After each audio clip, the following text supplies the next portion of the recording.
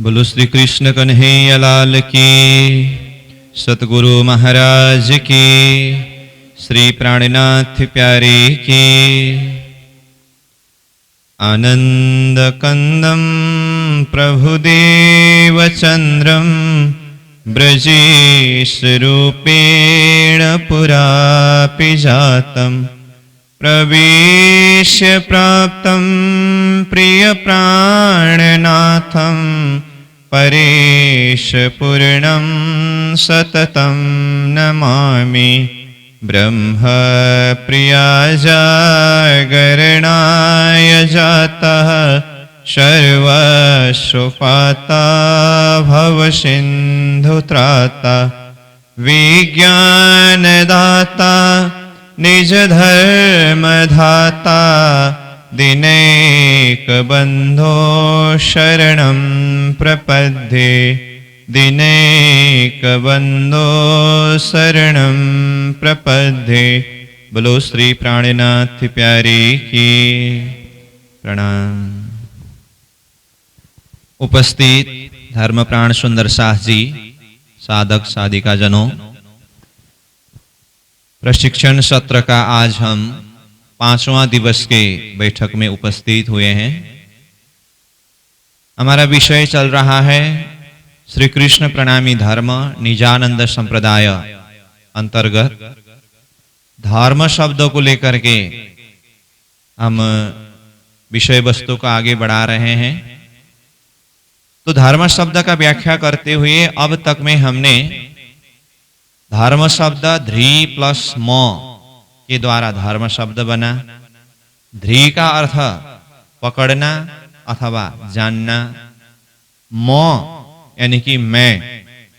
इस संदर्भ में पहला नंबर तो मैं कौन हूं, ये प्रश्न कहां कहां किस किस को आया, इस विषय में चर्चा किया।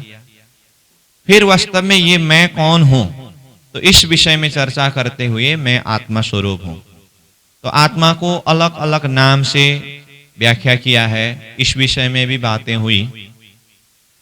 और ये आत्मा ये शरीर के अंदर किस तरह से है, तो शरीर के अंदर आत्मा है कहने के लिए भी, इस बात को समझने के लिए भी कुछ उदाहरण के माध्यम से और कुछ शास्त्रीय प्रमाण के माध्यम से हमने चर्चा किया। और विशेष करके कल का बैठक में हम चर्चा कर रहे थे कि मैं आत्मा स्वरूप हूं, तो मुझ आत्मा की कोई लिंग नहीं है, कोई जाति नहीं है, कोई धर्म नहीं है। तो एक उदाहरण के सहारे हम बात कर रहे थे, जिस तरह से बरसात के समय में आसमान से बारिश होती है, वो पानी की बूंदे जब तक ये धरती को स्पर्श नहीं करता तब तक वो शुद्ध पवित्र होता है। जैसे ही उसने धरती को स्पर्श किया तो धरती के स्पर्श यानी कि उसके संगत के कारण वो जल का बूंद भी दूषित हुआ। इसी तरह से मैं सच्चिदानंदमय स्वरूप आत्मा, न मेरा कोई लिंग है, न कोई जाति है, न कोई वर्ण है, न कोई धर्म है, परंतु ये शरीर रूपी, ये प्रकृति का जो पंचभौतिक शरीर, त्रिगुणात्मक शरीर रूपी धरती को स्पर्श करते ही, मतलब ये देह के अंदर प्रवेश करते ही, ये शरीर के संगत के कारण आत्मा में भी एक आवरण इस तरह से लगा हुआ है, जिसके कारण हम अज्ञानतावश अपने आप को स्त्री मानते हैं, अपने आप को पुरुष मानते हैं, अपने आप को ब्राह्मण मानते हैं, अपने आप को शूद्र मानते हैं, अपने आप को हिंदू मानते हैं, अपने आप को मुस्लिम मानते हैं। ये सब शारीरिक दृष्टि की बात है। महामती प्राणनाथ जी ने आत्म सहुनी एक दिशे जुजविति दिशे देह, आत्मा सबका एक ही है। धर्मशास्त्र के शब्द के हिसाब से देखें तो ईश्वर सर्वभूतानां हृदय अर्जुन तिष्ठति, अथवा ममे वांसो जीव लोके जीव भूत सनातन। इन शब्दों के माध्यम से हम चिंतन करें तो परमात्मा का अंश स्वरूप आत्मा ये शरीर के अंदर विद्यमान है, वो आत्मा स्वरूप ही मैं हूं, और ये शरीर जो है ये मेरा है। तो मैं आत्मा स्वरूप विशुद्ध चेतना सिर्फ परमात्मा का अंश स्वरूप है, मेरा परिचय इतना ही है। ये जो जाति, लिंग, वर्ण, धर्म जो भी है, ये शारीरिक दृष्टि की बात है। तो हमें अपने आप को विशुद्ध रूप में मैं आत्मा स्वरूप हूं, इस स्थिति में पहचान करना होगा। पहले आप पहचानो, अपने आप को जानो कि मैं आत्मा स्वरूप हूं। तो इस विषय में विशेष करके हम चर्चा कर रहे थे, और अंतिम छोर में हम विषय वस्तु को आगे बढ़ाते हुए आत्मा को जानने के संदर्भ में, जिसको हम देख नहीं सकते हैं तो फिर उसको कैसे जाने कि मैं आत्मा स्वरूप हूं, इस चीज को हम कैसे प्रैक्टिकल अनुभव करें, तो आत्मा को किस तरह से जाने। तो आत्मा को जानने के संदर्भ में एक रूप के द्वारा किसी वस्तु का परिचय लेते हैं, एक गुण के द्वारा किसी वस्तु का परिचय लेते हैं। तो जानने की विधि के संदर्भ में हम रूप और गुण के विषय में बात कर रहे थे। तो रूप के माध्यम से हम शरीर को जान सकते हैं और गुण के माध्यम से आत्मा को जान सकते हैं। तो रूप और गुण का परिचय में से गुण का परिचय मुख्य है। रूप का परिचय तो क्या है, रूप जब तक है तब तक के लिए है, और गुण का परिचय जो है वो सदा सर्वदा के लिए होते हैं, क्योंकि वो वास्तव में गुण का परिचय ही आत्मा का परिचय है। तो आत्मा के गुण के संदर्भ में बातें करते करते आत्मा के जो 9 गुण के विषय में भी हमने कल चर्चा किया। मतलब 9 गुण क्या क्या है, इस विषय में हम बातें कर रहे थे। तो आत्मा के जो 9 गुण है, सत, चिद, आनंद, अनंत, अद्वैत, साकार, प्रेम, जीवन, सुंदर, और यह आत्मा अभी शरीर के अंदर विद्यमान है। तो आत्मा के साथ में शरीर का भी अपना ही गुण है, अपना ही प्रकृति है। तो शरीर का गुण जो है आत्मा के गुण से ठीक उल्टा है।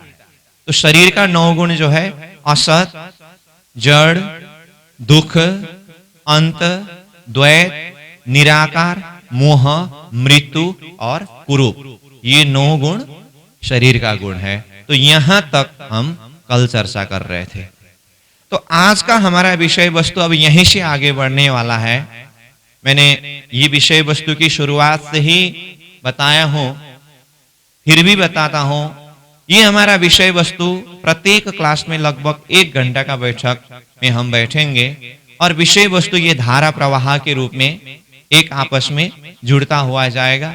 अगले दिन की क्लास को थोड़ा सा रिवीजन करके, रिकैप करके फिर हम विषय वस्तु को आगे बढ़ाएंगे, और क्लास के अंतिम में उसका थोड़ा सा समराइज प्रसंग बताएंगे। फिर वही प्रसंग दूसरे दिन के क्लास में थोड़ा सा रिकैप करके फिर विषय वस्तु को आगे बढ़ाएंगे। इस तरह से निरंतर विषय वस्तु आगे बढ़ेगी। तो कल हमने आत्मा के 9 गुण और शरीर के 9 गुण के नाम अथवा ये 9 गुण तक के विषय में चर्चा किया। तो आज का हमारा विषय है आत्मा के 9 गुण में से प्रत्येक एक गुण में सत। आत्मा सत है तो कैसे, और साथ में शरीर असत है। तो आत्मा सत किस अर्थ में, शरीर असत किस अर्थ में। और उसके बाद फिर दूसरा गुण आत्मा की चिद है और शरीर का जड़ है। तो आत्मा चिद किस अर्थ में और शरीर जड़ किस अर्थ में। तो इस तरह से एक एक गुण के ऊपर हम कुछ शास्त्रीय प्रमाण, कुछ दृष्टांत, इस तरह से हम चिंतन करेंगे। तो आज हम विषय वस्तु को प्रारंभ करेंगे आत्मा के 9 गुण में से। आत्मा के जो गुण है, गुण में से पहला नंबर गुण क्या है, सत। और साथ में हम शरीर का गुण भी देखते जाएंगे। तो शरीर का गुण है, शरीर के गुण में से पहला गुण कौन से गुण है, सत का उल्टा असत। तो अपने आप को जानना है ना। तो मैं आत्मा हूं, ये तो जान लिया। तो मैं आत्मा हूं तो मेरा स्वभाव, मेरा गुण क्या है, ये भी जानना पड़ेगा ना। तो अज्ञानता बस हमने अपने जो स्वभाव को भूल बैठे हैं, इसलिए जाति स्मरण कराना, ये सारी विषय वस्तु की चिंतन करने की आवश्यक है। जैसे जाति स्मरण के विषय में जानते हैं ना, अपने अंदर की जो कला को, शक्ति को, बल को भूलना और उसको याद दिलाना। जाति स्मरण मतलब उसको याद दिलाना। जैसे पवन पुत्र हनुमान जी को जाम्बुवंत ने याद दिलाया करके आता है ना, जाति स्मरण उसको बोलते हैं। मैं स्वयं सत्स्वरूप हूं क्योंकि मैं आत्मा स्वरूप हूं, परंतु अज्ञानतावश हम कभी कभी इस चीज को भूल करके बैठते हैं, अपने आप को शरीर मानते हैं, इसलिए शरीर के परिवर्तन के साथ साथ में स्वयं भी परिवर्तन हुआ जैसा अपने को लगता है। इसीलिए हमें इन विषयों के ऊपर चिंतन करके मैं आत्मा स्वरूप हूं तो मेरा स्वभाव अथवा मेरा गुण धर्म सत किस तरह से है और शरीर परिवर्तन के लिए असत किस तरह से है, इस विषय में हमें जानना होगा, चिंतन करना होगा। तो आइए विषय में सबसे पहले नंबर आत्मा के जो गुण है सत और शरीर का जो गुण है वो असत। तो आत्मा सत किस तरह से है, शरीर असत किस तरह से है, इसे हमें जानना होगा, अनुभव करना होगा। तो इसके लिए हमें पहला ये जानना पड़ेगा वास्तव में सत का परिभाषा क्या है। तो सत का परिभाषा है काल त्रयपि तिष्ठति इति सतः। कहने का अर्थ क्या है, काल त्रयपि, तीनों काल में, तीन काल तो जानते हैं, भूत, वर्तमान और भविष्य, तीनों काल में जो यथावत रहता है, यथावत रहता है अर्थात कभी परिवर्तन नहीं होता है,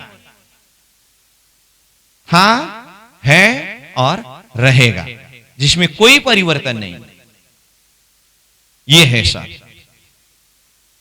अथवा इसको सार रूप में कहे तो सत इज इक्वल टू अपरिवर्तनशील, जो कभी भी परिवर्तन नहीं होता है, ये है सत। और यहां हम अब सत का व्याख्या शुरू कर रहे हैं, ऐसे ही चित का व्याख्या करेंगे, आनंद का व्याख्या करेंगे, कुछ सार रूप में चर्चा करेंगे, तो आपको बाद में भी सहज पड़े। इसीलिए मैं इन आत्मा के 9 गुण का व्याख्या करते समय और शरीर का 9 गुण का व्याख्या करते समय आगे जाकर के इसको और विस्तार रूप से समझने के लिए सहज पड़े, उसके लिए मैं अभी बता के रखता हूं कि ये आत्मा के गुण के विषय में जो हम चर्चा कर रहे हैं ना, ये वास्तव में परमात्मा का गुण है। धर्मशास्त्र के अंदर आत्मा के गुण करके आत्मा के गुण के विषय में ज्यादा चर्चा नहीं मिलते, मिलता ही नहीं ऐसी बात नहीं है, मिलता है, परंतु आत्मा के गुण से भी ज्यादा ये सच्चिद आनंद जो गुण है जो यहां पर हम प्रयोग कर रहे हैं, ये परमात्मा का गुण करके वर्णन किया है।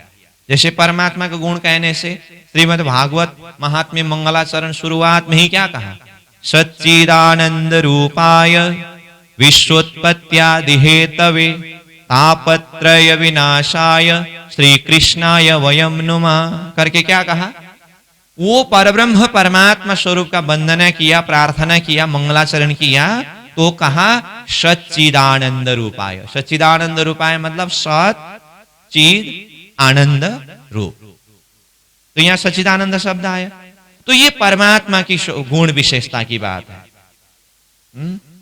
और क्या कहा, चिदादित्यम किशोरांगम परेधामि विराजितम स्वरूपम सत चिद आनंदम, मतलब स्वरूपम सच्चिदानंदम, तो सच्चिदानंदम मतलब सत चिद आनंद स्वरूप, स्वरूपम सच्चिदानंदम निर्विकारम सनातनम, इस तरह से परमात्मा स्वरूप के विषय में वर्णन किया है।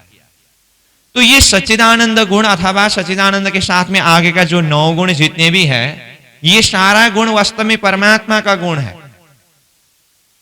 और हम अभी यहां पर जो चर्चा करने जा रहे हैं, ये आत्मा के गुण करके चर्चा करने जा रहे हैं। पहले जो क्लास हुआ उन क्लास में भी थोड़ा सा हमने विषय को टच किया था, आत्मा और परमात्मा के विषय में। परमात्मा सागर है तो आत्मा उसका एक बूंद रूप है, अथवा अंश और अंशी शब्द प्रयोग किया है। परमात्मा अंशी है, अंशी मतलब सागर, और आत्मा उसका अंश है, अंश मतलब उसका बूंद, उसका एक हिस्सा।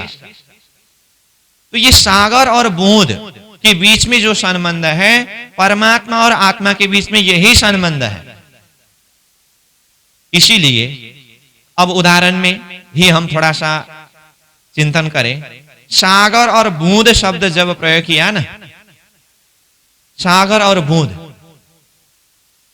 तो सागर का भी गुण H2O है, पानी। सागर मतलब सागर में भी तो पानी है, बूंद भी तो पानी है। तो सागर भी H2O है और बूंद भी H2O है साइंस के फॉर्मूला के हिसाब से। ठीक इसी तरह सागर रूप परमात्मा भी सच्चिदानंदमय है और वो सागर रूप परमात्मा का अंश रूप आत्मा भी सच्चिदानंदमय ही है। कहने का अर्थ क्या हुआ, जिस तरह से बूंद का और सागर का सूत्र अथवा गुण H2O एक ही है, इसी तरह से आत्मा और परमात्मा का जो गुण है वो एक ही है, सच्चिदानंदमय ही है। परंतु फर्क क्या है, बूंद और सागर में शक्ति में फर्क है ना, अंतर है ना। गुण एक ही होने पर भी शक्ति में फर्क है। इसी तरह से आत्मा भी सच्चिदानंद है, परमात्मा भी सच्चिदानंद है, परंतु आत्मा और परमात्मा में शक्ति के हिसाब से तुलना करते समय फर्क है, अंतर है। परमात्मा सागर है और आत्मा एक बूंद है, थोपा है। इस बात को मैं इसीलिए यहां पर जोड़ दे रहा हूं क्योंकि आगे जाकर के हमें बैराट का विषय प्रारंभ करना है। तो बैराट का विषय प्रारंभ करते समय बैराट में मुख्य विषय क्षर अक्षर अक्षरातीत की बात है। तो महामती प्राणन्यास जी ने तारतम्य दृष्टि के द्वारा सृष्टि को महाकारण दृष्टि से दिखाया है। तो हमें पहले ना ईश्वर ना मूल प्रकृति ता दिन की कहूं आपा बीती करके महाकारण से विषय वस्तु को आगे प्रस्तुत करना होगा। आने वाला विषय के लिए मैं अभी से ही थोड़ा सा हिंस बता रहा हूं। उस समय में जब हम परमधाम का वर्णन करेंगे, परमात्मा स्वरूप का वर्णन करेंगे ना, तो उस समय में भी बात यही आएगी। जब परमधाम शब्द, परमात्मा शब्द अथवा उत्तम पुरुष शब्द को प्रयोग करके वहां से सृष्टि के महाकारण प्रसंग से जब बात प्रारंभ करेंगे, तब भी बात यही आएगी। परमात्मा स्वरूप अथवा परमधाम 9 गुण से ओतप्रोत है, सत चित आनंद अनंत अद्वैत साकार प्रेम जीवन सुंदर करके इन्हीं गुणों के विषय में चिंतन करना होगा। इसीलिए मेरा कहने का अर्थ है, अभी जो गुण हम आत्मा के गुण करके व्याख्या कर रहे हैं, इसका थोड़ा कुछ हम परिभाषा चर्चा करेंगे और इसी के माध्यम से बाद में जब परमधाम का चिंतन करना होगा, परमात्मा स्वरूप का चिंतन करना होगा, इसी गुण को और विस्तार रूप से और विशालता के साथ में समझना होगा। इसीलिए मैं यह सच्चिदानंद का व्याख्या शुरू करने से पहले ही ये किन किन का गुण है और आत्मा का गुण तो है, वास्तव में ये परमात्मा का गुण है। ये बात को आपके दिल दिमाग में थोड़ा सा अभी से ही सेट कराना चाहता हूं मैं। और इसी चीज को मैं बाद में फिर कहूंगा, जब परमात्मा परमधाम के गुण के विषय में वर्णन करते समय सच्चिदानंद की बात आएगी, उस समय मैं फिर से कहूंगा। पहले ही हमने जो आत्मा के 9 गुण के विषय में वर्णन किया था, उसी का ये सागर समान है करके, परंतु अब भी वो दिल दिमाग में बिठाना पड़ेगा। इसीलिए मैंने वैसे यहां पर तो आत्मा के 9 गुण करके लिख दिया हूं। तो आपकी जानकारी के लिए अभी बता के रखता हूं, ये आत्मा का 9 गुण ही परात्मा का 9 गुण है, परमात्मा का 9 गुण है, परमधाम का 9 गुण है। क्या क्या कहा मैंने, यहां पर लिख देता हूं। अब यहां सच्चिदानंद का व्याख्या करने लगा ना, ये आत्मा का 9 गुण जैसा ही परात्मा परमात्मा परम धाम। आत्मा कहे, परात्मा कहे, परमात्मा कहे, परम धाम कहे, 4 शब्द आया। इन सब का गुण एक ही मतलब ये 9 गुण जो है ना, ये सब एक समान गुण है। अब इसका भी थोड़ा सा परिचय लेना होगा। अभी तो हम आत्मा के विषय में बातें कर रहे हैं, अब तारतम्य दर्शन का थोड़ा सा आगे चर्चा चलने पर, अथवा इतना तो हम जानते ही है। परात्मा कहने का मतलब हम सुरता रूप में, आत्मा रूप में यहाँ संसार में खेल देखने के लिए आए हैं। हमारा जो ओरिजिनल शरीर जो है ना, परम धाम में। और इस विषय में अगर पहली बार सुन रहे हो तो भी आप टेंशन मत लेना। जो जानते हैं, अभी मैंने जितना कहा परम धाम में हमारा ओरिजिनल शरीर है, वो परात्मा है करके बताते समय जिनको समझ में आया तो आ ही गया। अगर समझ में नहीं भी आया हो तो भी सिर्फ आप इतना ही समझ के रखिए, हाँ ये 9 गुण जो है आत्मा का गुण है, परात्मा का गुण है, परमात्मा का गुण है, परम धाम का गुण है करके शब्द को याद करके रखिए। बाद में आत्मा क्या है ये तो हम अभी चर्चा कर ही रहे हैं, बाद में परात्मा क्या है, परम धाम क्या है, कहाँ है, कैसे है, परमात्मा कौन है, क्या है, कैसे है, आपको ये सारी विषयों में आगे पूरी तरह से समझ में आएगा। मैंने पहले ही बताया हूं, ये 1-2 दिन की बैठक नहीं है, हमारा लक्ष्य बहुत महान है। समझ में आए ना बात? फिर भी मैं बता रहा हूं, हमारा जो ओरिजिनल शरीर, जो परात्मा स्वरूप, जो परमधाम मूल मिलाव में है, वो परात्मा कहते हैं। और परमात्मा तो जानते ही हैं। अब परमात्मा के विषय में भी, परमात्मा कौन है, कहाँ है, क्या है, ऐसा अगर अभी भी दिमाग में प्रश्न हो तो आगे विषय वस्तु को बढ़ाते बढ़ाते परमात्मा स्वरूप वास्तव में कौन है, इस विषय में भी हम चर्चा करेंगे। लेकिन जो फेमिलियर हम जानते हैं, अक्षरातीत परब्रह्म परमात्मा जो परम धाम में विराजते हैं, तो परमात्मा, परम धाम, ये सारा शब्द हम जानते हैं। तो इन आत्मा, परात्मा, परमात्मा, परम धाम, इन सब का गुण 9 गुण है। आत्मा में एक बूंद के रूप में है और परम धाम परमात्मा में वही सागर रूप में है। इस तरह से चिंतन करना होगा। गुणों की चिंतन व्याख्या करने से पहले ही मैं इसका लोकेशन थोड़ा व्यापकता के साथ में सोचना होगा, इसीलिए मैं बता रहा हूं ये चीज।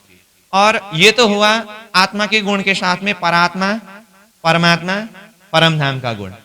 ठीक ऐसे ही शरीर का 9 गुण करके जो हम असत जड़ दुख करके इस लाइन में जो बातें कर रहे हैं ना, ये भी वही है।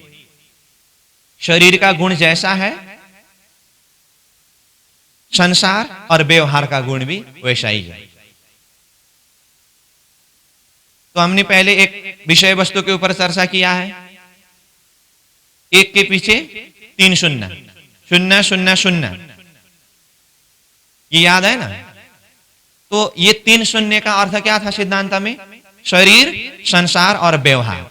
इसीलिए ये शरीर का 9 गुण करके जो शरीर के गुण के विषय में चर्चा कर रहे हैं ना, शरीर का गुण ही संसार का गुण है और व्यवहार का गुण है। व्यवहार, समझ में आई बात? इसका अर्थ क्या हुआ? शरीर का गुण जैसा है, संसार का गुण भी वैसा ही है, व्यवहार का गुण भी वैसा ही है। अब इसमें भी अंतर देखेंगे तो जिस तरह से आत्मा में सच्चिदानंद जो गुण है वो एक बूंद के समान है, परमात्मा में, परम धाम में सच्चिदानंद गुण जो है वो सागर के समान है, ठीक इसी तरह शरीर में असत जड़ दुख जो गुण है ये एक बूंद के समान है। तो संसार में जो संसार का रूप विशाल है ना, तो वो सागर के समान है। यथा पिंडे तथा ब्रह्मांडे, ऐसा कहा। तो यथा पिंडे तथा ब्रह्मांडे मतलब, पिंडे मतलब पिंड, शरीर, ब्रह्मांडे मतलब ब्रह्मांड, संसार। पिंड शरीर, ब्रह्मांड संसार। तो यथा पिंडे तथा ब्रह्मांडे मतलब जैसा शरीर है ब्रह्मांड भी वैसा ही है। तो इस तरह से ये हम असत जड़ दुख अंत द्वैत निराकार मोह मृत्यु कुरूप करके ये गुणों के विषय में चर्चा तो करेंगे शरीर का गुण करके, परंतु साथ में यही बाद में जाकर के विस्तार से समझने के लिए यही संसार का गुण है, यही व्यवहार का गुण है। तो इस तरह से इन गुणों के ऊपर हमें चिंतन करना होगा। तो फिर भी मैं 4 पॉइंट में बताने जा रहा हूं। इस तरफ का गुण यानी कि ये सच्चिदानंद अनंत अद्वैत साकार प्रेम जीवन सुंदर गुण जो है, ये आत्मा, परात्मा, परमात्मा, परम धाम के गुण है। और ये असत जड़ दुख अंत द्वैत निराकार मोह मृत्यु कुरूप वाले जो 9 गुण है, ये शरीर, संसार और व्यवहार का गुण है। यहां तक क्लियर? तो अब आइए सत। तो सत का व्याख्या हम शुरू कर ही रहे थे, तो फिर मैंने सोचा बाद में जाकर के फिर परमात्मा परम धाम में भी सच्चिदानंद करके व्याख्या करना ही है, तो क्यों न अब भी आत्मा की गुण का व्याख्या करते हुए यही विस्तार से परमात्मा परम धाम क्या भी है करके बता के रहूं, ताकि बाद में जाकर के और सहजता के साथ में हम चिंतन कर सके। और साथ साथ में परमात्मा का गुण, परम धाम का गुण करके ये भी एक तरफ साथ में चिंतन करने से और सहज पड़ेगा। और विस्तार से हम चिंतन कर सकते हैं, इसीलिए मैंने इस विषय को आगे जोड़ दिया। हम बात कर रहे हैं सत। तो सत का परिभाषा क्या बताया था? काल त्रयपि तिष्ठति इति सत। मतलब तीनों काल में जो यथावत रहते हैं, जिसमें कोई परिवर्तन नहीं है, कभी भी वो परिवर्तन नहीं होते हैं, वही क्या है? सत है। अब सत का परिभाषा इस तरह से हमने तीनों काल में परिवर्तन न होने वाला इस तरह से वर्णन किया। इसका मतलब असत का व्याख्या करने की, वर्णन करने की कोई जरूरत ही नहीं। असत आप स्वयं समझ सकते हैं। आप सत अगर अपरिवर्तनशील है तो सीधा सीधा इसका ठीक उल्टा असत का परिभाषा क्या है? जो परिवर्तनशील है। असत मतलब क्या है? जो परिवर्तनशील है। ये तो हुआ सत और असत। अब हमें चिंतन करना है कि आत्मा, मैं आत्मा स्वरूप हूं ना, तो मैं आत्मा स्वरूप किस तरह से सत हूं और शरीर किस तरह से असत है अथवा परिवर्तनशील है। इस विषय में हमें और चिंतन करना है। तो अब वही बात है। अब ये तो पूरी तरह से ध्यान साधना और अंतर आत्मा से ये साक्षी की बातें होती है, ये सारी बातें। अब आत्मा के गुण, परमात्मा के गुण के इन सारी विषयों के ऊपर शब्दों में व्याख्या करके हम कहां तक समझने की कोशिश करें। फिर भी चिंतन के लिए भी तो कुछ सूत्र मिलना पड़ेगा ना। इसीलिए कुछ उदाहरण के माध्यम से हमें मैं आत्मा स्वरूप सत हूं अथवा मैं सत हूं, तो सत का परिभाषा अपरिवर्तनशील है। तो आत्मा किस तरह से अपरिवर्तनशील है, तो इस चीज को हमें जानना समझना होगा। बहुत मुश्किल की बात है, फिर भी थोड़ा कुछ सूत्र के द्वारा, थोड़ा कुछ उदाहरण के द्वारा समझने का हम एक प्रयास करेंगे। ठीक, तो सत का परिभाषा बताया जो अपरिवर्तनशील है, और शरीर असत जो परिवर्तनशील है। अब आइए हम कुछ उदाहरण के माध्यम से अपरिवर्तनशील और परिवर्तनशील वास्तव में क्या है, और उस उदाहरण के साथ में जोड़ करके आत्मा किस तरह से अपरिवर्तनशील है, किस तरह से सत है, तो और शरीर किस तरह से परिवर्तनशील है, असत है। इन विषयों के ऊपर थोड़ा समझने के लिए हमें एक दो उदाहरण के माध्यम से चिंतन करना होगा। जैसे अब मैं उदाहरण को शुरू कर रहा हूं, आत्मा सत किस तरह से हम समझें। जैसे हम पिक्चर हॉल में जाते हैं,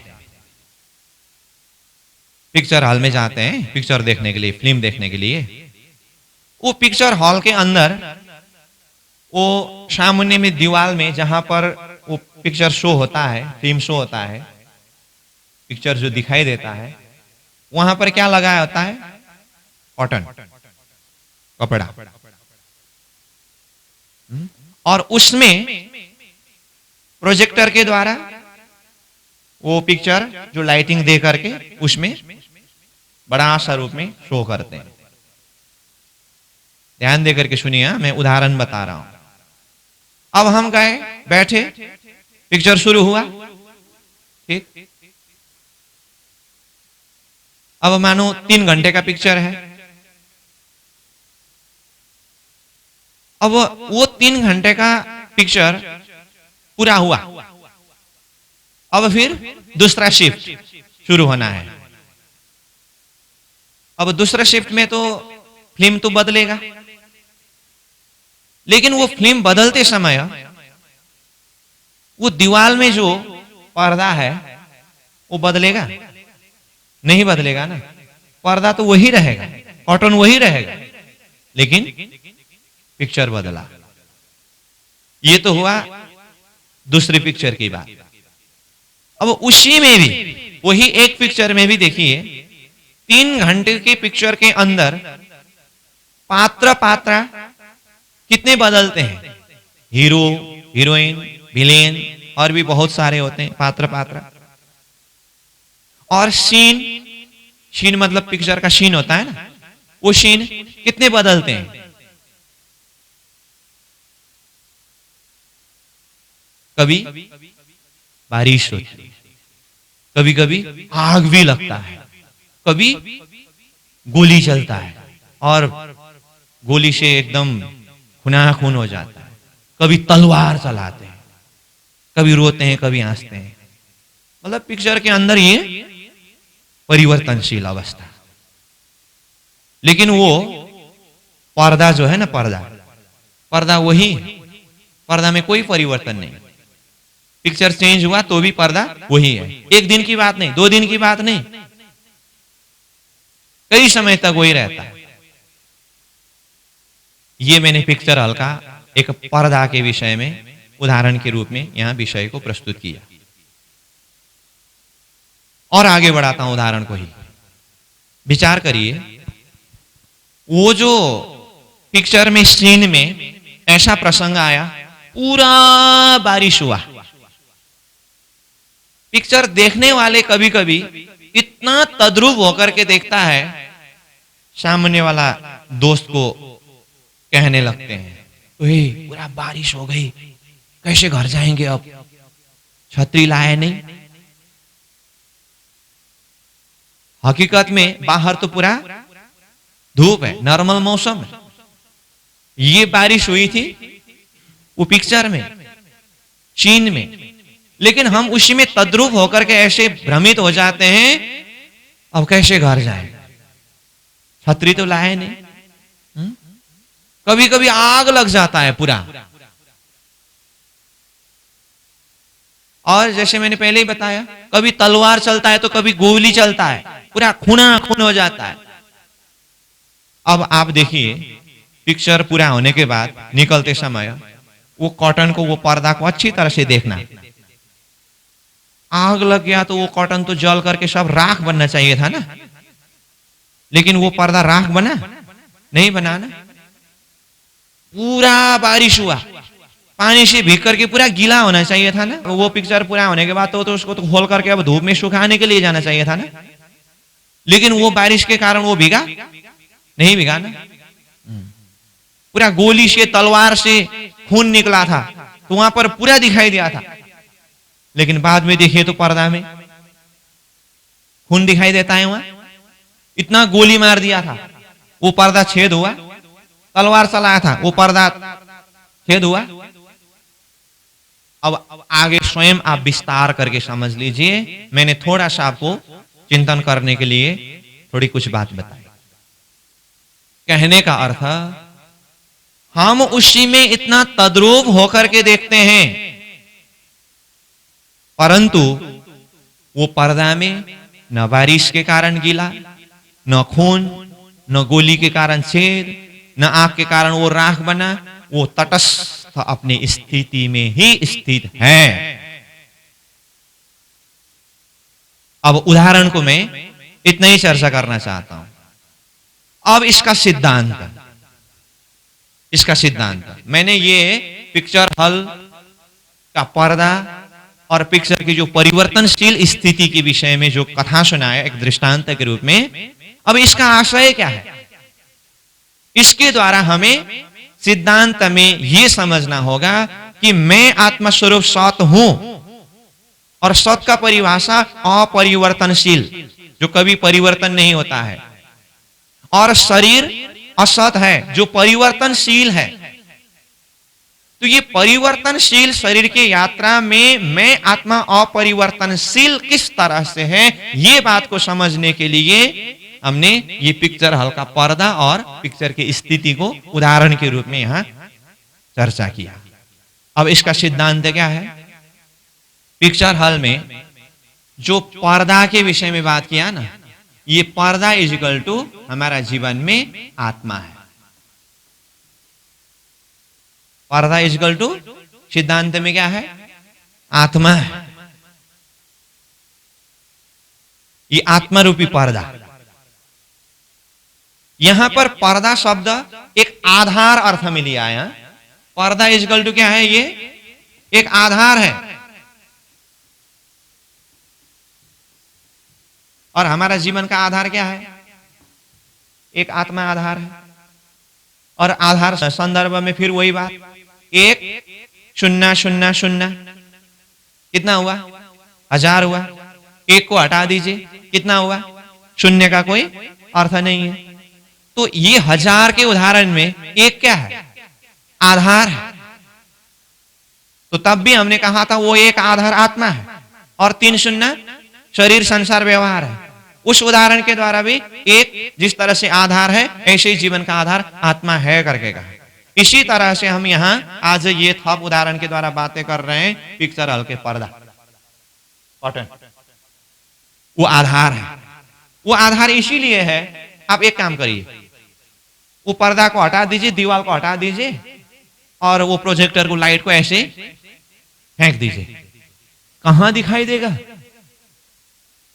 वो सारा जो कुछ भी हो रहा है उसको पूरी तरह से क्लियर देखने के लिए वो पर्दा ही एकमात्र आधार है। उसके बिना आप वो सारी सीन को देख ही नहीं सकते। उस अर्थ में मैंने वो पर्दा को आधार रूप में यहां वर्णन कर रहा हूं और उसमें कभी भी परिवर्तन नहीं है। ठीक, आग लगा, जला नहीं, बारिश के कारण वो भीगा नहीं, गीला हुआ नहीं, खून उसमें लगा नहीं, वो पर्दा। इसी तरह से हमारा जीवन में एक आधार जो है ना, ये आत्मा है। आत्मा ही जीवन का एक आधार है। ये आत्मा रूपी आधार है तो जीवन है, शरीर का, इंद्रियों का सक्रियता है, अस्तित्व है। ये आधार रूपी आत्मा अगर नहीं है तो फिर हमने इस विषय में भी पहले ही बात किया है, उदाहरण का प्रसंग में ही अब दृष्टांत प्रसंग में जुड़ता जाएगा। करेंट के विषय में हमने पहले ही बात किया है। करेंट है तो उसके द्वारा होने वाला सारा कार्य है, करंट नहीं है सब एक साथ में बंद हो जाता है। इसी तरह से हमारा जीवन का आधार क्या है? वो करेंट के रूप में वो आत्मा है। कैसे?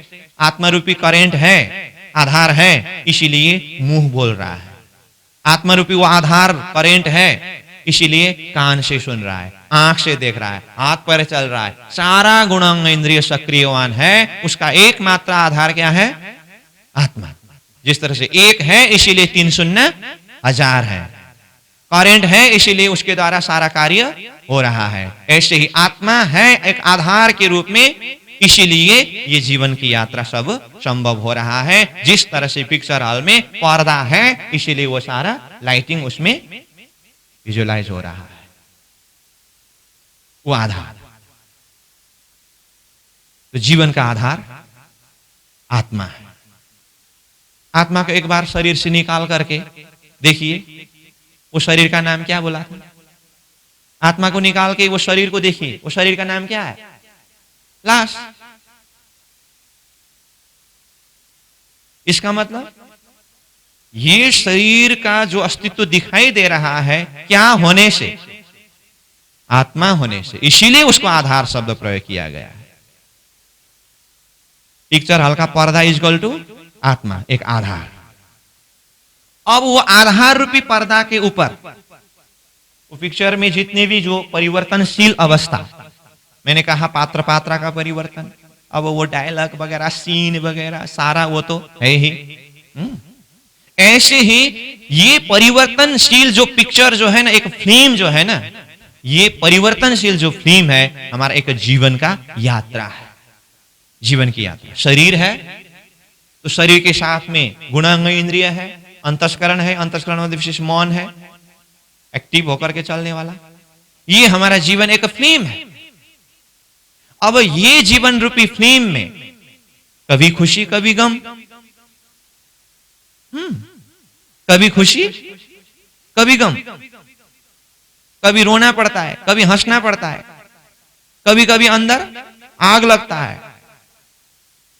मैंने एक बार टीवी में देखा था, आग लग रही है करके हेडलाइन आया, थोड़ी देर बाद में देखा तो नीचे लिखा था दिल में आग लग रही है करके। तो आग बाहर भी लगता है, अंदर भी लगता है। प्राणनाथ जी ने भी आग के विषय में अब दावा न लबले कई बात तेनी के टेली कहूं विख्यात करके दावा न लगने की बात किया है। बहुत सारे अग्नि, तो हमारे जीवन में भी न जाने कितने प्रकार के अग्नि जलते रहते हैं। और कभी कभी बारिश होती है, रोना पड़ता है ना, आंख से आंसू गिरता है ना, वो भी तो बारिश है। कभी खुशी कभी गम। जीवन एक फिल्म है, एक नाटक है। हर परिस्थितियों से गुजरना पड़ता है। लेकिन ये सब का एक आधार क्या है? आत्मा। रो रहा है, उसी समय में आत्मा निकल गया तो वो रोता रहेगा? हंस रहा है, उसी समय में आत्मा निकल गया तो हंसता रहेगा? दौड़ रहा है, उसी समय में आत्मा निकल गया तो दौड़ता रहेगा?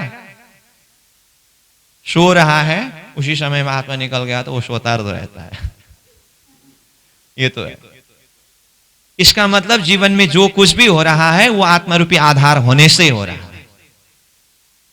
ठीक, अब आइए,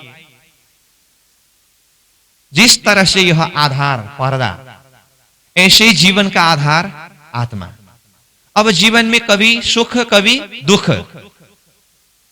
ठीक, अब इसी में मैं जीवन का वास्तविक दर्शन की बात बता रहा हूं। मैं धीरे धीरे से बात कर रहा हूं, एक ही बात को दोहरा दोहरा करके बात कर रहा हूं। हो सकता है आपको एक ही बात दोहराते समय बोरिंग भी लगे, लेकिन उसी के अंदर पकड़ने का विशेष विशेष सूत्र की बात को भी मैं थोड़ा सा डालता जा रहा हूं। अब आइए, वो पिक्चर हल्का पर्दा, वही चीज को मैं फिर से दोहराना चाहता हूं और उसके साथ में आत्मा का क्या संबंध है सिद्धांत में जोड़ना चाहता हूं। बारिश हुई थी, वो गीला नहीं हुआ।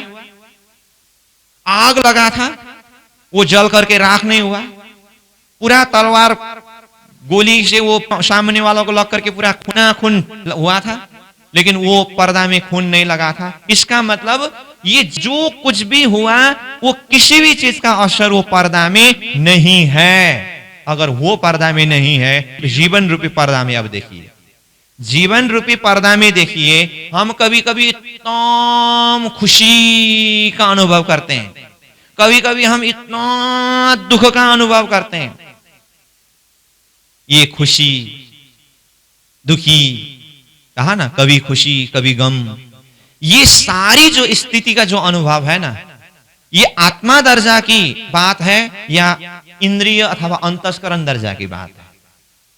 ये सिर्फ इंद्रिय दर्जा, अंतस्करण दर्जा की बात है।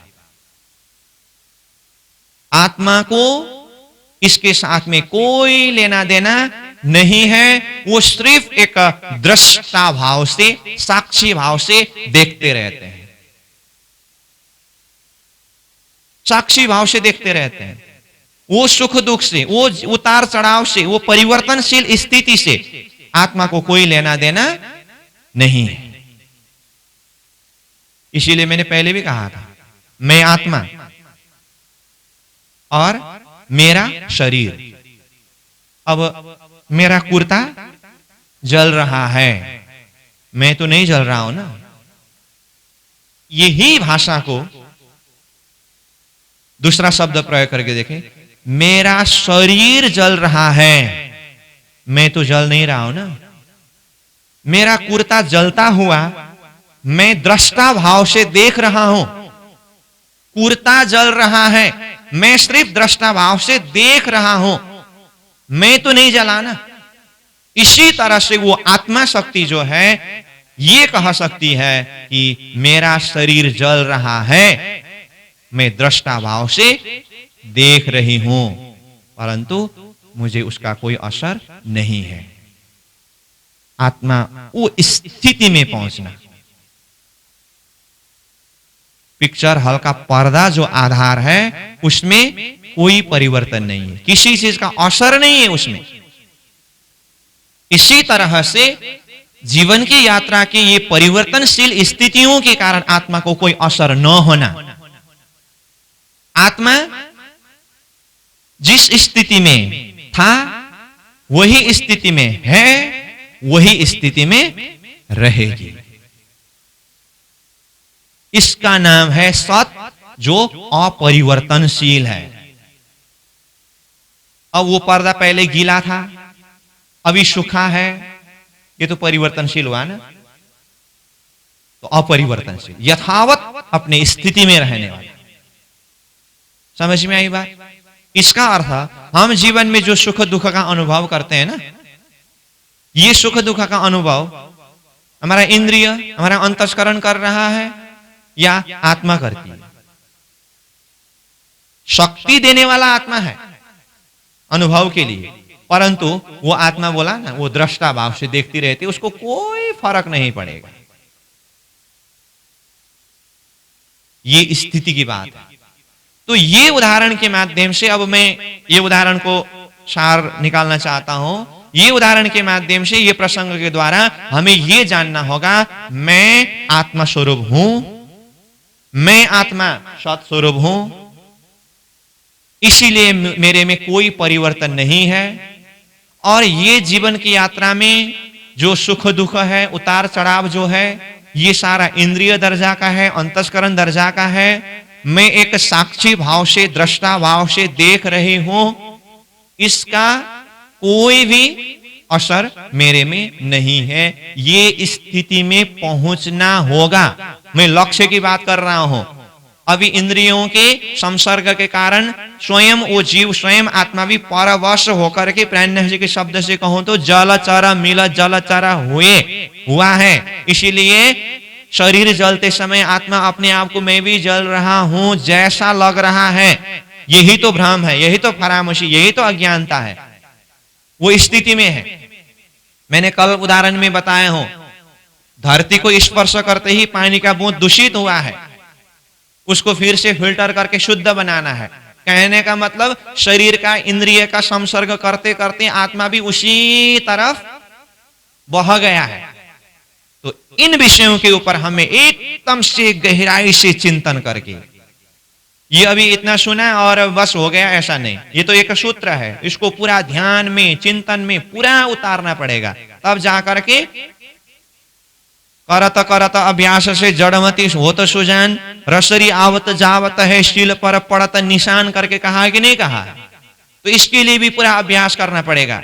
पहले कौल, फिर फैल, और धीरे धीरे हाल में उतरेगा। कहने का मतलब मैं आत्मा स्वरूप हूं, मैं सत स्वरूप हूं, मैं तीनों काल में परिवर्तन न होने वाला, यथावत रूप में रहने वाला हूं, मेरा स्वभाव सत है। ये जो सुख दुख जो कुछ भी हो रहा है, ये इंद्रिय दर्जा का है, अंतस्करण दर्जा का, ये प्रकृति का गुण है। इसको सिर्फ साक्षी भाव से देखने वाला दृष्टा हूं मैं करके शुरू में तो कौल में लाना पड़ेगा। करते करते करते करते बाद में कहीं इंद्रिय दर्जा में, अंतस्करण दर्जा में, शारीरिक दर्जा में कुछ होते समय वहां पर स्वयं अगर उसमें इन्वॉल्व हो तो अपने आप को प्रश्न पूछेगा, अगर तू कर रहा है क्या और बोल रहा है क्या, है ना? तो उससे अपने आप को थोड़ा सा ब्रेक लगाने लगेगा। करते करते फैल हाल वो स्थिति में पहुंचेगा। और जिस दिन वो हाल में पहुंचा ना, उस दिन तो फिर जिन पाए तिन माहे समाये राखत जोर छिपाए। मैं जो बात बता रहा हूं, आत्मा को स्थिति में पहुंचना होगा। वो तो जीवन मुक्त अवस्था हुआ ना। इस अर्थ में आत्मा सत, अपरिवर्तनशील, वो यथावत आधार रूप में रहते हैं। ठीक है, अपरिवर्तनशील। अब इसी में आपको और थोड़ा सा चिंतन करने के लिए सहज पड़े, वो एक आधार आत्मा है। उसके लिए मैं थप उदाहरण देता हूं। और जैसे हम रेल में यात्रा करते हैं, ट्रेन में यात्रा करते हैं ना, और ट्रेन में यात्रा करते समय ट्रेन के ऊपर बैठ गया, मतलब ट्रेन के ऊपर मतलब ट्रेन के अंदर अपने सीट में बैठ गया। अब दोस्तों हो तो मस्ती करके चलते रहते हैं। वो ट्रेन जहां पर चल रही है ना, वो ट्रेन चलने के लिए मुख्य आधार क्या है? कभी कभी क्या होता है, ट्रेन रुक जाती है, कई घंटा हुआ रुक गई, अरे क्यों ट्रेन रुक रही है? तो बाद में खबर आता है आगे वो थोड़ा सा ट्रेन का रास्ता वो लीक होता है ना, वो बिगड़ा है, वो बना रहे हैं, थोड़ा टाइम लगेगा। इसका मतलब ट्रेन को चलने के लिए वो मुख्य आधार है ट्रेन का, वो पटरी, लीक जो बोलते हैं ना, लोहा का पटरी। अब हम ट्रेन में यात्रा करते समय कौन वो पटरी को ध्यान देगा? वो लीक को कौन ध्यान देगा? आश्चर्य की बात तो ये है, ट्रेन में सफर करते समय वो पटरी में कौन ध्यान पहुंचाएगा? नहीं पहुंचाएगा ना। हाँ, लेकिन आधार वही है, बाद में घनरंग गुंदरुंग करते करते ट्रेन पलटने का उलटने का जैसा हुआ, जैसे तैसे उल्टा तो नहीं पलटा तो नहीं, क्या हुआ करके पूछताछ किया तो ट्रेन पटरी से बाहर निकल गई। तो तब मालूम पड़ेगा, उस समय में ध्यान जाएगा पटरी में, पहले तो ध्यान ही नहीं जाएगा। और वही बात पिक्चर देखते समय मैंने वो पर्दा के विषय में बात किया ना, आधार है करके, वो तो आधार है करके हमने चर्चा तो किया, लेकिन पिक्चर देखते समय कोई वो पर्दा को ध्यान देता है, पर्दा के विषय में बात करता है। दो जने दोस्त मिलकर के पिक्चर देखने गए हो और एक अच्छी तरह से पिक्चर देख रहे हो और दूसरा ये सब कुछ तो हो रहा है लेकिन वो पर्दा जो है ना करके पर्दा के विषय में बात करो, ये तो कैसा पागल है तू तो। वो डायलॉग छूट गया मेरा, क्या बोलने लगे हो। कहने का अर्थ क्या है, वो पिक्चर हल्का पर्दा जो है वो आधार है, परंतु उसके विषय में बात करे तो उसको पागल कहता है। ट्रेन में चलते समय वो पटरी आधार है, लेकिन मजे की बात उसके विषय में बात करे तो उसको पागल कहता है। ऐसे ही जीवन का आधार क्या है? जीवन का आधार आत्मा है। जीवन का आधार आत्मा है। तो जिस तरह से पिक्चर देखते समय वो आधार पर्दा के ऊपर कोई ध्यान नहीं देता है, ट्रेन में यात्रा करते समय वो लेख जो पटरी आधार के ऊपर कोई ध्यान नहीं देते हैं, ऐसे ही लमसम चलता जा रहा है। ऐसे ही ये जीवन का आधार आत्मा है वास्तव में, लेकिन वो आत्मा रूपी आधार को कोई ध्यान ही नहीं देता है, ऐसे ही चल रहा है। यदि कदाच कोई वो आधार तत्व आत्मा के विषय में थोड़ा सा ध्यान दे करके सामने वाला से वो आत्मा के विषय में आधार के विषय में बात करे तो उसी तरह से उसको भी पागल का संज्ञा मिलेगा, जिस तरह से पिक्चर देखते देखते पर्दा के विषय में बात करते समय उसको पागल का संज्ञा मिला था। जिस तरह से ट्रेन में यात्रा करते समय वो पटरी के विषय में बात करते समय उसको पागल का संज्ञा मिला था, जीवन के यात्रा में आत्मा के विषय में जब आप बात करने लगेंगे ना तो आप सामने वाला का पागल बन जाएंगे, क्योंकि वो आधार है ना। तो आधार के विषय में बात करने वाले तो पागल ही होते हैं, असली तत्व के विषय में बात करने वाले पागल होते हैं। आश्चर्य की बात समझ में आई बात, क्योंकि ये सारा संसार ही नकली है ना, डुप्लीकेट है ना। एक आश्रम था, वो ब्रह्मचारी लोग थे वो आश्रम में। एक ब्रह्मचारी सुबह ठीक 7:30 बजे पता नहीं कहां जाता है। एक दिन, 2 दिन, 3 दिन, कई दिन हुआ, राइट टाइम में गुरु ढूंढते हैं, वो नहीं मिलते हैं। बाद में कुछ दिन बीतने के बाद एक दिन पूछा तो इस समय में कहां जाता है? तो वो ब्रह्मचारी शिष्य ने कहा, गुरुजी वो वहां चौक में ना सुबह ठीक 7:30 बजे वो एक आदमी आता है, वो गधा की तरह आवाज निकालता है, गधा की तरह आवाज निकालता है, तो उसकी आवाज सुनने के लिए मैं जाता हूं। अच्छा, और भी आते हैं? हाँ, बहुत सारे लोग आते हैं। अच्छा, तो एक दिन गुरु भी चले गए, ऐसा आवाज निकालता है, लोग कितनी भीड़ है, गए। वो एक आदमी आता है और गधा की तरह आवाज निकालता है और देखने वाले लोगों का भीड़ है। गुरुजी ने दूसरे दिन क्या किया, वो गधा का आवाज लगाने वाला आने से थोड़ा पहले ही ओरिजिनल गधा को ला करके वहां पर बांध दिया और ओरिजिनल गधा अब आवाज लगाने लगा। और जितने भी लोग वो गधा का आवाज सुनने के लिए आते थे ना, वो लोग अरे आज तो जल्दी से शुरू हो गया आवाज करके दौड़ दौड़ करके आने लगा और आए, सुना, देखा गधा है आज तो ओरिजिनल गधा। तो लोग बोलने लगे अरे आज तो गधा ही आवाज लगा रहा है करके ऐसे लौट करके गया। दूसरा भी आया, देखा आज तो अरे गधा ही आवाज निकाल रहा है, वो भी लौट के गया। और कोई लोग तो आने वाले आ रहे थे ना, वो लोग कहां जा रहे हो? वही गधा का आवाज सुनने के लिए। वो आदमी गधा का आवाज में वो आवाज निकालता था ना, तो ये देख करके जाने वाला बोलता है अरे आज वो नहीं है, आज तो गधा ही आवाज लगा रहा है। तो शिष्य भी उस दिन इतना ध्यान से सुनाए ना, अरे गधा है करके लौट करके आया। गुरुजी बोलता है देखा, लोगों को नक्कली से ही प्यार है, नक्कली से ही पसंद। अगर गधा का आवाज सुनना ही होता तो मनुष्य गधा का आवाज लगाते समय उसको सुनने से ओरिजिनल गधा के आवाज सुनता। वो आदमी गधा का आवाज लगा रहा है तो कई दिनों से लोगों का भीड़ बढ़ रहा है। गुरु ने ओरिजिनल गधा को ला करके बांध दिया तो ये तो गधा ही है। ओरिजिनल को कोई ध्यान नहीं देता है और पसंद भी नहीं करता है। ये उदाहरण मैंने क्यों दिया? आत्मा ओरिजिनल तत्व है। जीवन का एक आधार तत्व, ओरिजिनल तत्व क्या है? वो आत्मा है।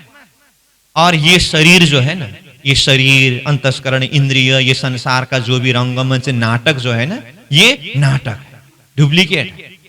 और सब किसी को ये डुप्लीकेट में ही आदत पड़ गया है। इसीलिए शरीर की भाषा, इंद्रियों की भाषा, अंतस्करण की भाषा, ये सब कोई सुनते हैं, समझते हैं, इसमें सबका ध्यान है। परंतु ओरिजिनल जो आत्मा शक्ति जो है ना, ओरिजिनल आवाज निकालने जो आत्मा शक्ति जो है ना, उसके प्रति किसी का ध्यान नहीं है। अगर कहीं से वो ओरिजिनल आत्मा की आवाज निकल गया और वो आवाज सुनाई दिया, अरे ये तो आत्मा की बात है करके लोग ध्यान ही नहीं देते। देखिए ना, प्रैक्टिकल बात, कहीं पर चलते समय ऐसे लोगों का भीड़ हो, वहां पर कोई जादू दिखाने वाला हो, ऐसे वैसे करने वाले हो, तो क्या कर रहे हैं? जादू दिखाते हैं, ये कर रहे हैं, वो कर रहे हैं, ऐसे करके 1 2 3 करते करते लोगों का भीड़ इतना बढ़ जाता है कि पूरा ट्रैफिक जाम, पता नहीं क्या क्या जाम हो जाता है।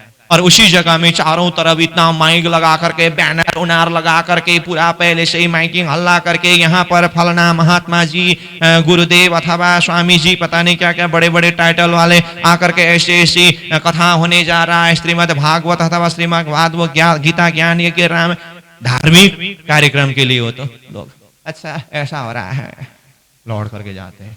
और उसमें भी अपने कॉलोनी के आसपास में इधर उधर हो तो उल्टा, ये माइक को थोड़ा कम करो, हमको डिस्टर्ब हो रहा है, बच्चों का एग्जाम है। दुनियादारी बहानाबाजी इसी में होता है, क्योंकि ओरिजिनल है ना, ओरिजिनल किसी का पसंद नहीं होता। ये हकीकत की बात है। तो फिर से आइए प्रसंग में, पिक्चर हॉल में पिक्चर देखते हुए पर्दा के विषय में बात करने वाला को पागल कहता है।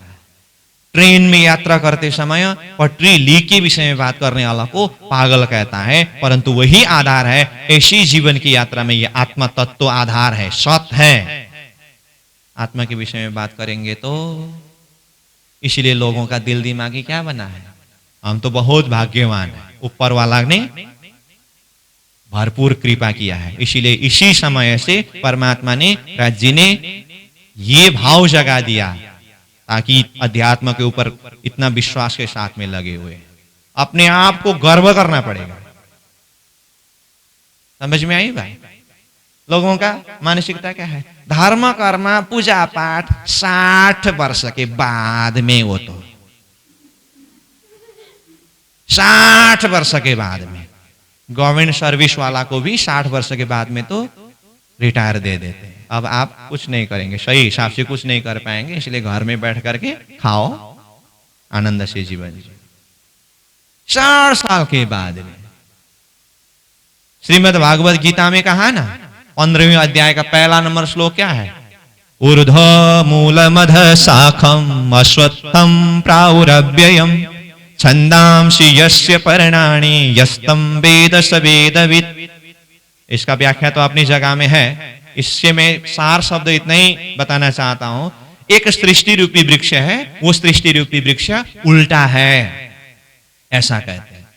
सृष्टि रूपी वृक्ष तो उल्टा नहीं है, वो तो सुलटा ही है। सृष्टि में रहने वाले लोगों की ये खोपड़ी उल्टी है, बुद्धि उल्टी है। क्यों? विषयानंद भोग के लिए तो पूरा 20 साल से 40 साल मस्त जवानी अवस्था में, और ब्रह्मानंद के भोग के लिए, ब्रह्मानंद के अनुभव करने के लिए 60 साल बाद में। उसमें भी कहते हैं सर्विस से रिटायर मिलने पर भी, और टीचर हो तो ट्यूशन सेंटर खोल करके, थोड़ा ऐसे हो तो दूसरा ऑफिस खोल करके, दुकान खोल करके उसी के पीछे लगा हुआ है। मेरी मेरी करत दुनी जाता है, बोझ ब्रह्मांड सिर लेवे, पाओ पलक का नहीं भरोसा, तो भी सिर सर्जन को ना देवे।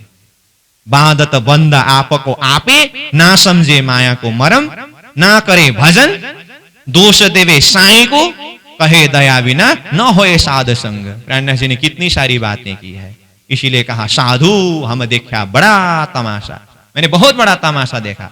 तो यही है उल्टी सृष्टि का मतलब, लोगों का समझ उल्टी है। इसलिए जीवन का आधार वो आत्मा तत्व है।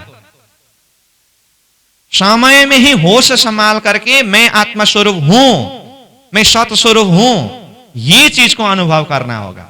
नहीं तो फिर जीवन गुजर गया तो जीने का ढंग आया। जब जीवन चला जाता है उसके बाद जीवन जीने का ढंग, उस समय में क्या करेंगे? इसलिए एक शायर ने कहा है ना, जब प्यास लगती है तब पनघट की याद आती है, जब लाज लगती है तब घूंघट की याद आती है, अजब कहानी है इस जिंदगी की, मरते समय मरघट का याद आता है। इसका आशय क्या है? जिसको थोड़ा सा लज्जा से थोड़ा उससे बचना है तो पहले घूंघट लेके चलना होता है ना। जब लाज लगती है तब घूंघट की याद आती है। याद करके क्या होगा, उस समय तो है ही नहीं। जब प्यास लगती है तब पनघट की याद आती है। उसको पहले ही प्लानिंग होना चाहिए कि यात्रा में चलते समय प्यास लगेगा, पानी लेके चलना पड़ेगा। प्यास लगने के बाद पनघट का याद करके पनघट का पानी उलट करके आपके पास में आएगा। पहले व्यवस्था नहीं करना चाहिए था। ऐसे ही अजब कहानी है इस जिंदगी की, मरते समय मरघट का याद आता है। जब प्राण निकलने का समय होता है ना, अब क्या होगा, अब क्या होगा, जीवन भर तो सत्कर्म किया नहीं, आत्मा अनुभव किया नहीं, परमात्मा को याद किया नहीं, संसार के ही माया में मस्त होकर के जीवन गुजार लिया, अब मेरा क्या होगा? उस समय में घबराते तो क्या होगा? अंतिम अतिशोगति वही होगा। इसीलिए इन सारी विषयों में समय में ही होश में आकर के मैं आत्मा स्वरूप हूं और मैं आत्मा स्वरूप ही आधार स्वरूप हूं करके इसमें अपने आप को उतारना होगा। तो अब मैं विषय वस्तु को, समय को भी देखते हुए समराइज करना चाहता हूं। जैसे पिक्चर हल्के पर्दा के विषय में मैंने कहा हूं, बारिश दिखाई दिया वो भीगा नहीं, आग दिखाई दिया वो जला नहीं, खून दिखाई दिया उसमें लगा नहीं। ऐसे ही मैं आत्मा स्वरूप सत स्वरूप हूं, मेरे में कोई परिवर्तन नहीं है, मैं जो हूं वही हूं। ये इंद्रियों का जो परिवर्तनशील जो है, मैं एक दृष्टा भाव से देख रही हूं, इसका मुझे कोई असर नहीं है। इस तरह से अपने आप को देह से एकदम अलग, इसी स्थिति को प्राणनाथ जी ने जल में नुआइए कोरे रहिए करके कहा। उसी में होते हुए भी उससे अलग, इस तरह से अपने आप को आत्मा स्वरूप में, सत स्वरूप में अनुभव करना होगा कि मैं सत स्वरूप हूं। आज के लिए समय पूरा हुआ, फिर भी मैं थोड़ा सा बता देता हूं।